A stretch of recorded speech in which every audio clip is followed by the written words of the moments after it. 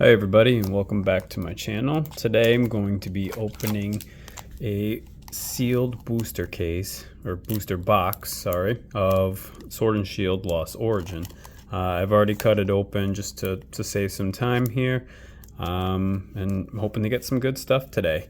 So I have a booster case of the latest set on pre-order. Actually got a couple of them, so hoping to get some more viewership before that releases, so you all can see kind of where that new set lies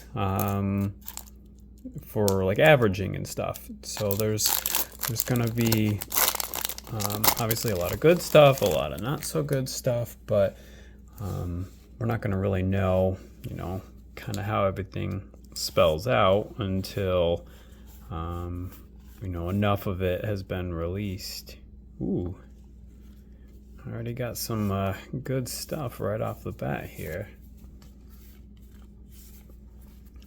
So I'm gonna go a little bit faster than I did in my last video, just for some of the basic organizing stuff, just because nobody really wants to look at like all the bulk and everything. But nice little reverse hollow Snover, and this nice piece of artwork. Let's see if I can get it to focus a little better. A little bit. I'm still working on trying to figure out which angle is the best for recording purposes. I don't have an amazing setup yet. It's just kind of is what it is. So I tried the tripod last time. This time I'm gonna try just one of those kind of like phone chargers that you can tilt to different angles, and we'll just kind of see which one you guys end up liking better. Eventually I'd like a nicer setup, but I haven't quite planned out where I want to do that in the house.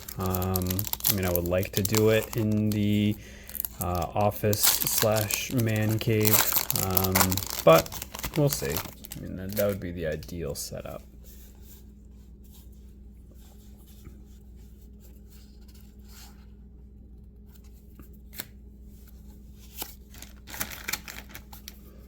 Reverse hollow. We've got energy. So all the energy I have to put off the side, because when I sell bulk lots, I'll either sell it with a bunch of energy as advertised, or I will sell it specifically with no energy. So whenever I'm doing these sort of breaks and all that, I will keep it off to the side, so that way I can determine whether I want to bulk out the energy or not. Just kind of depends on what sort of route I want to go down with that. So I see something good in the background here. See, this angle's not quite working for me. Ooh, wow, look at that. That is nice artwork. Now I'm sure many of you have already seen these. Lost Origins is a older set. Not too old, but it's not anything that has been super sought after as of late. But I do like an awesome looking Pikachu, that's for sure, as does pretty much everybody. And we got a nice looking King here. Random V-Star card.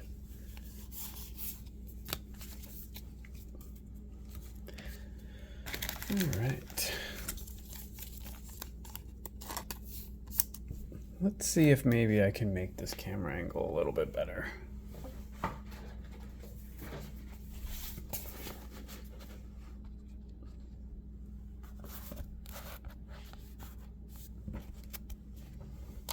Let's see how that looks. Yeah, that's a little bit better. Not awesome. I wish it was a little bit zoomed out further, but kind of working with limited space in here until I finish cleaning up the office and can get it to be a just true kind of gamer den again. But unfortunately for now, I still have so much stuff to liquidate that it just is what it is. All right, yeah, this is a little bit better of an angle. Let me move this over for you guys. All right.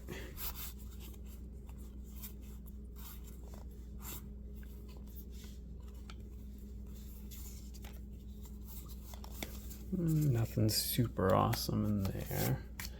But hey, after that Pikachu and the Gudra Hisuian, or Hisuian Gudra V, I mean, we started off pretty much with back-to-back hits, so we're already starting off pretty warm here.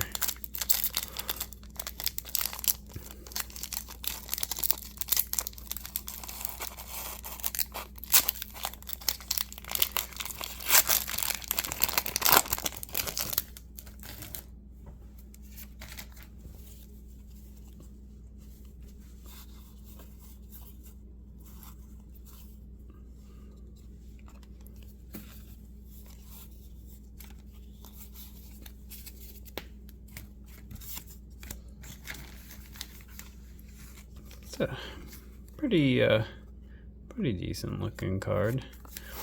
He's one of my favorites for the Pokemon Go, certain PvP leagues. He shines pretty well. So he's not an amazing looking card, but as an actual Pokemon itself, it's a pretty good mon, at least in my eyes. You know, in the comments below, if you play Pokemon Go, what are some of your favorite mons to PvP with? Anything, you know, that's kind of stands out that isn't your typical meta? Those are always good to hear. I like to see what else other people are using.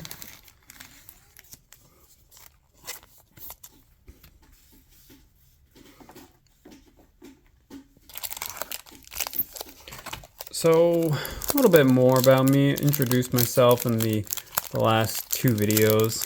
Although it's technically one video, unfortunately my battery died and had to make it two videos, and for whatever reason the aspect ratio got messed up on the second. But yeah, so since then I bought a couple of collections.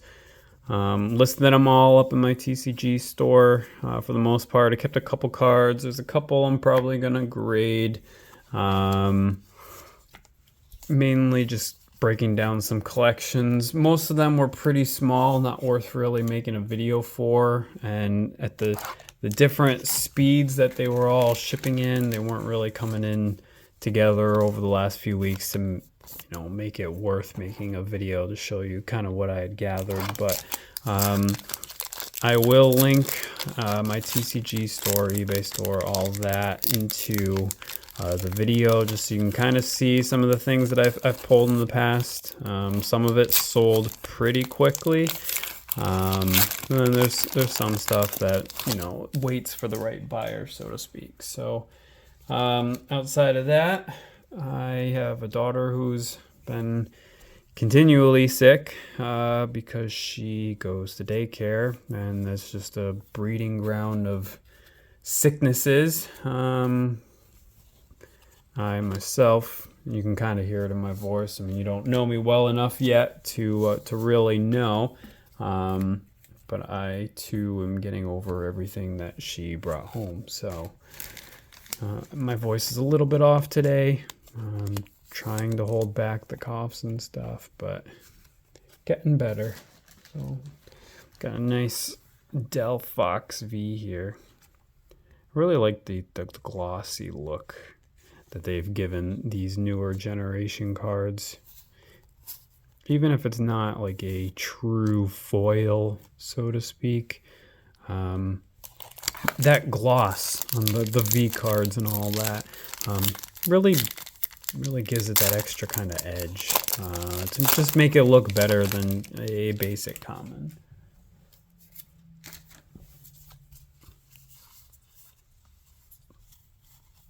Ooh, Radiant Gardevoir.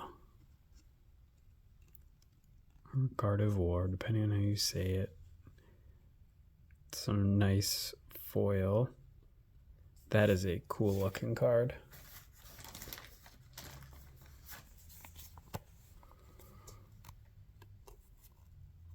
I don't know how easy or not it is to see on camera, especially with it being so close, but there's sort of like that diamond shaped foil art all throughout the card. I'm gonna figure out another better recording angle for you guys for next time too, because being kind of zoomed out, it seems to be somewhat affecting the quality, and I can only lean so far over into this setup. So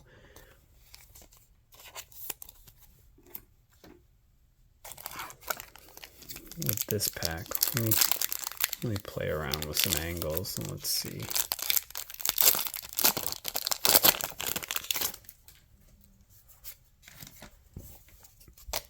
Does that come out clear, or this? It still doesn't come out in the greatest. Let's see if I zoom in a little. Oh, there we go. Okay. So you can't see as much around, but the cards are more clear. So I guess we'll flip-flop between the two. It is quite zoomed in though, so it does make it harder to show the whole card now.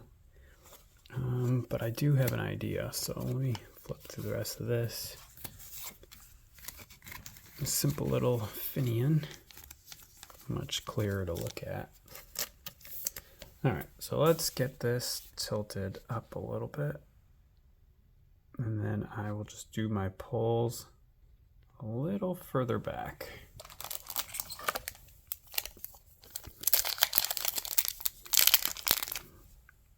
And let's see if we can get a little more clarity there.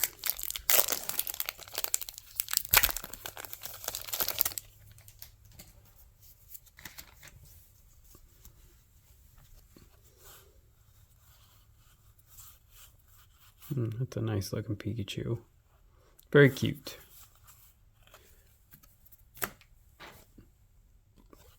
Ooh, Thornton. Very nice looking trainer. In a non-weird way, the card. I know how some people get about their waifus and stuff with these cards, so I'll specify.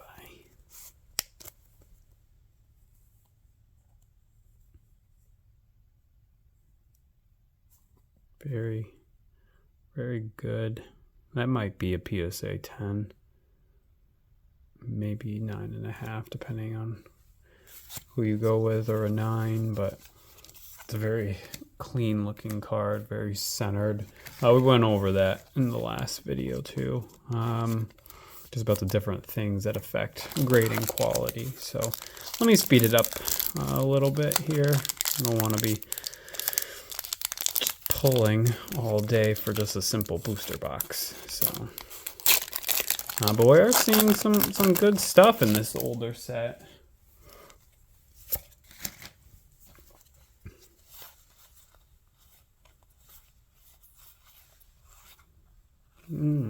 That's a nice looking Roserade card. Yep. Very nice. And this box has been treating us pretty well so far. Card's a little bit off center, which saddens me. You can see it's quite thick down here on the bottom and rather thin comparatively up top, but still a very nice looking card.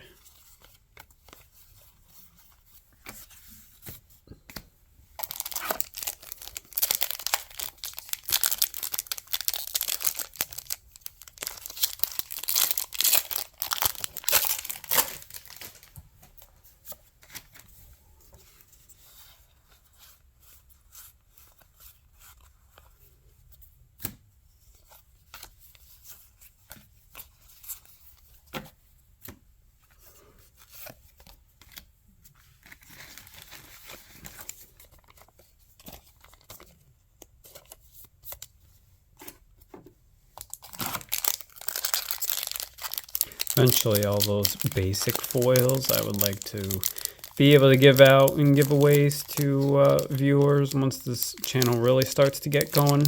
So please like, comment, subscribe to help me build this. Just like some of your other favorite YouTubers, I'd like to do the same sort of thing. There's plenty of cards that I just don't feel like selling, so they end up getting bulked out, but it would be nice to give back to the viewers once the viewership's up a little bit.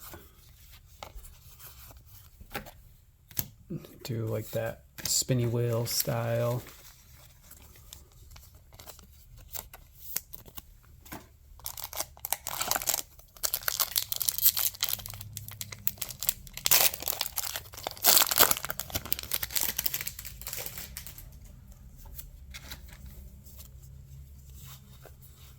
Seeing a lot of oddish today.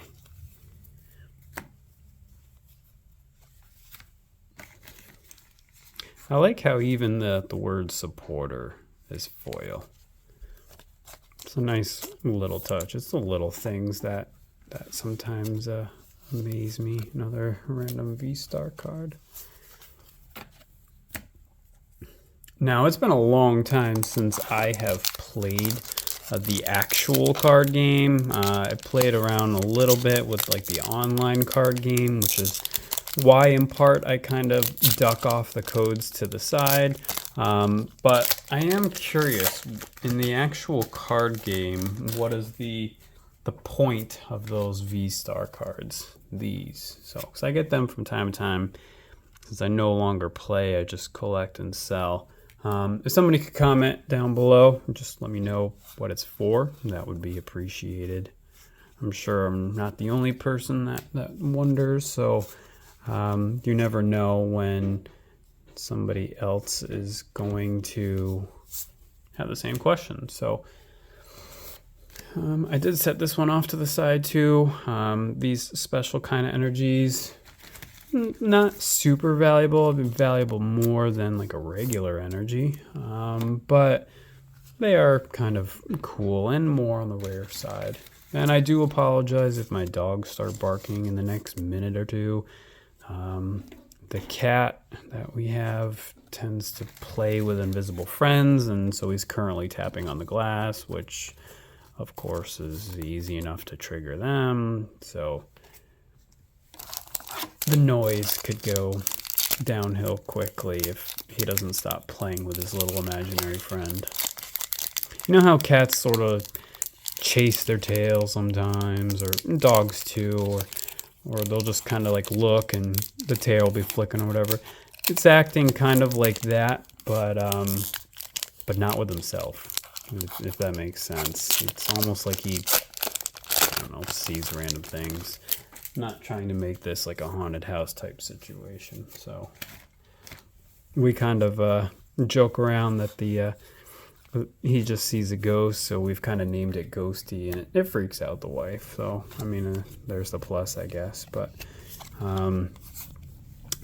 yeah, so he just tends to play with Ghosty sometimes, and the dogs hate it.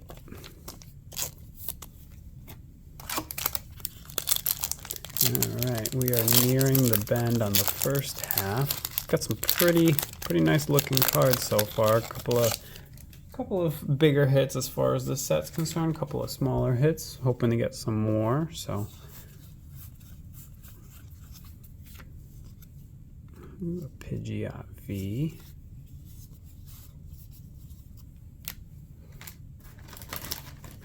And I think in the future I may just get one color sleeve and just start sleeving the more valuable ones in a single color. I do like to doing the themed colors, but eventually you run out of this color and it just kind of messes up your theme anyways. So just in order to make the videos faster, and you know, something along those lines, I might just go to one unified style and color just to be more uniform and faster in the future. I still do have, there's probably at least 1,000 left. Because I used to sell them in my Amazon store too before I shut that down. So nice Snorlax. But once I shut down that Amazon store, I ended up keeping a lot of the supplies for myself instead of liquidating them off. Amazon's kind of funny about how they deal with that sort of thing. You got to pay to send your stuff there, you got to pay them to sell it, and then you got to pay them to take it back. And if you get a return, then you got to pay for a whole bunch of other things. And then you got to pay them to have it sit there if it sits there, and it just kind of goes on and on. So you sell a $20 item, next thing you know, you made $5 off of it. So their seller fees might be a little bit on the smaller side compared to some platforms, but they nickel and dime you for every other step of the way, which is fair. I mean, they're a massive marketplace. I get it. But that just doesn't mean that I need them crippling my business more throughout their fees. Eventually it gets to the point where it's just simply not worth it. The effort to spend 2 hours to make $5 or something, it's not there. I mean, it just is what it is. But the platform for many other people works very well. Unfortunately, in my particular circumstance, a lot of the things that I had in my store, there was basically no competition for. There would be 3 to 4 other sellers that'd be about my size, so there'd be a minor fight in price here and there. But with Amazon, you are obligated to send them invoices of product that you buy to prove that you can sell it, and that you bought it as a reseller or retailer, and not just like a hobbyist if you're going to have a store. So many of the products that I had to send invoices over for my distributors, well, after talking to some of my sales reps at the distributors, it turns out that Amazon started sourcing a lot of my product, and unfortunately for me, they can afford, a whole trailer full of it, whereas I might get at most 1 pallet. So they pretty much crippled me using my own business model, and many other sellers of the type of items that I was selling. 6 months down the line, all of a sudden the products I sold started popping up in mass quantities for $2 less than what I was selling it for.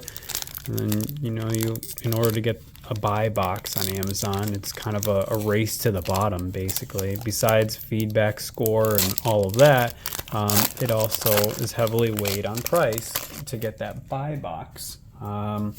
So it's always a race to the bottom on those in order to get the customer's eyes. And unfortunately, their bottom is much lower than your typical mom and pop shop, hobby shop, anything like that. They're willing to go at a loss in the short term and in the long term, in order to put people like me and other similar stores out of business. So eventually the race to the bottom on prices got it to the point where every single product I was selling basically was for a loss. And it was just time to move on. I mean, Amazon and many other companies like it did not get to be billion and trillion dollar companies by playing fair. So great. Ooh, that's one of the hallmark cards of the set, as you can see. Giratina V, or Giratina V, however you'd like to say it. Awesome looking card.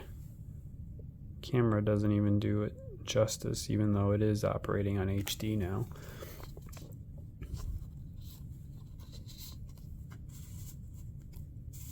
So yeah, me and many other sellers, we left that platform and moved on back to the others. TCGPlayer, they got much bigger, especially during the pandemic, and they've always been kind of a favorite anyways because they specialize specifically in cards, and now that they've branched out to do card accessories and pops, and a whole bunch of other stuff. It's really become like a true like nerd haven platform. And then now, I guess as a form of flattery, as they say, many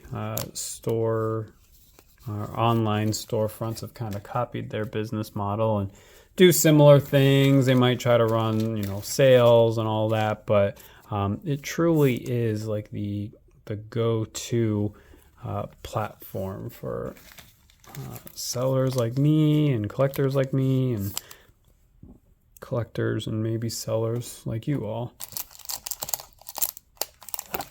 So we are down to about the final third. Got some pretty good stuff, some exciting stuff. I'm excited about the that Giratina V. It is a nice looking card, and I'm going to inspect it later, see what kind of PSA I think it would be. And to be clear, I don't run around and just, you know, grade a bunch of cards, put them on slabs and stuff. I do kind of meticulously look through them. That is a nice looking, I mean, we already went over the artwork before, but it's very cool and in foil form. What was I saying? So yeah, as far as like grading and stuff goes, it really depends on condition. Most things just aren't worth it just because something has come straight out of a pack and gone straight to a sleeve does not mean that it's ever going to be a PSA 10. So there's a lot, as I've discussed previously, to account for to see whether it's worth it or not. And then of course there's price too. Even if you can make a PSA 10, if you do it on a 5-cent card and turn it to a $2 card, was it really worth paying to get the card graded? It depends on where you go to grade it, but none of the grading places are going to make that sort of deal worth it. Just it's too cheap of a card to make it worth it. So if you're gonna slab you know, what would be considered like a bulk card, something of very low value and pretty common, you really should only do it for something that that you're truly passionate about. Like if you really loved Pikachu, that card that I just pulled, the foil Pikachu, you know, maybe might be, if that was a PSA, that's weird, random upside down card. That might be something that you might grade just for your personal collection so you can have it slabbed forever if you have a big old collection of Pikachu slabs or something. So not everybody does it for resale value. Some people just do it to have like the ultimate collection of slabbed cards. You know, they have certain favorites or whatever. I mean, one of my favorite YouTubers, he's got like a huge slab collection of Charizard. And of course he does it for two reasons. One, for the value, of course. And then one, because Charizard just happens to be his favorite, as it's many people's favorite. Ooh. Look at that. That is... Ooh. Back-to-back hit again. That is a nice looking Bennett card. Very nice. That one looks in excellent condition too. And then we got the Hisuian Gudra V-Star. Now that is an awesome looking card. Very awesome. But here's a perfect example. You can see like right up here, it's kind of folded forwards a little bit. That can be just enough to make this a PSA 9. All because they just didn't cut it that well. But you never know. I mean, it really depends on who's grading your cards that day, how they feel, how the other cards of the day they're kind of grading and stuff goes. And it does have to check more than one box to lose points too. So I'm just going to be extra gentle with this one, because that is a really nice looking card. All right. Yeah, don't think this would ever grade as a PSA 10, unfortunately, even though it's a beautiful card. But it might. You never know. It's still a big hit on us. So, and even if it wasn't worth grading, that's still considered a mint card. It's still pack fresh, straight to sleeve, and it's not truly damaged. It's just more of a manufacturer blemish, I guess you could say. They're whipping out these cards so fast nowadays that half the cards that come out of these packs nowadays are either have like a misprint, they're sideways, or not sideways, but they're, you know, not centered, or one of many other different issues that they can have. It just doesn't seem to quite have the care that it used to when it comes to printing and sleeving these. It seems purely about mass production, so it does seem to be harder and harder to get a PSA 10 on newer stuff, which is weird. You would think it would still be fairly easy because you're opening these packs, you know, nice and gentle for the most part. Sometimes they just really want to fight you, but other times, you know, you find a really nice card, and for once, it's actually in perfect condition. Ooh, Radiant Steelix. We'll come back to you.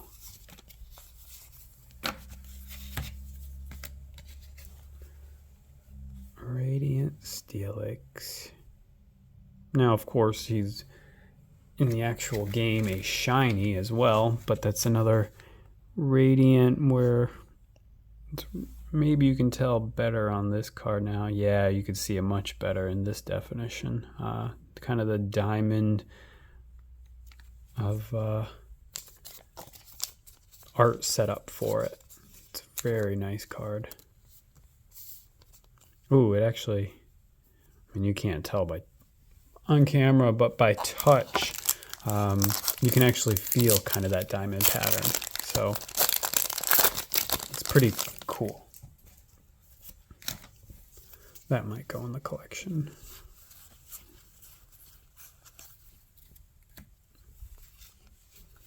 Ooh, another hit. Yes.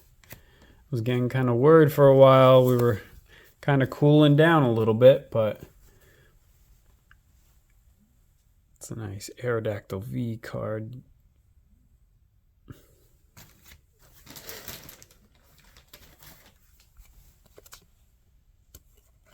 I've started to go a little bit PSA crazy as of late. It's just fun, kind of. I mean, it's an expensive fun, but in hopes that you receive a PSA 10, which, as I said before, does seem to be getting harder and harder, but it's kind of like gambling in a non-dangerous way. And you can, you know, with the right tools and kind of the right experience, kind of sort of know what it would grade as. Now you get surprised, of course, from time to time. They come back either better or worse than expected, but that's just purely based off the professional and his tools and many other factors. But it is a really good feeling to have something come back as a 10, especially if you weren't expecting it to be a 10.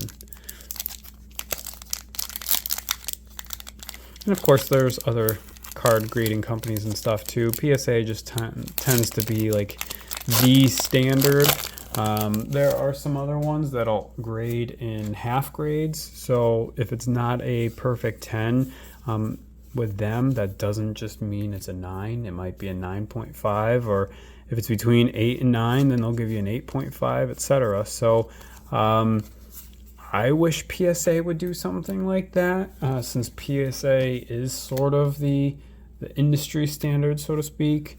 It would feel a little better to have far more 9.5s and 8.5s in the system than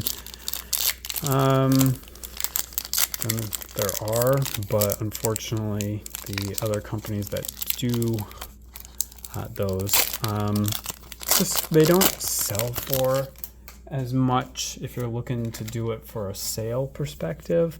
They're less frequently sought after for whatever reason. And I do see in the back of my box a secret accidental pack that I had tucked apparently behind the box. Hopefully that means something awesome is in here. Because you almost went to the recycling bin. So please do something awesome.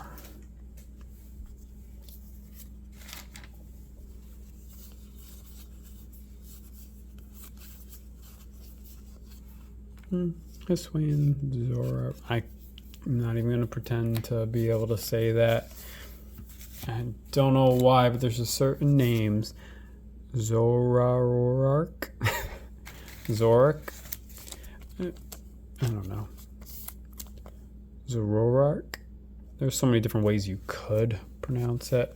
Unfortunately, no major hits in the secret final pack that I'd actually stuck in there. But still, overall, got a lot of good stuff out of this pack. A lot of things that I'm excited to look up. A couple things I may even add to my collection. The rest will end up on the TCG store. So, like I said, I will put those links in the bottom of this video, and I hope to see you guys next time. So, I don't know if I will have any more similar videos like this. I will probably wait until we get the next major set that's coming out soon. It's going to be the first of a whole new product line.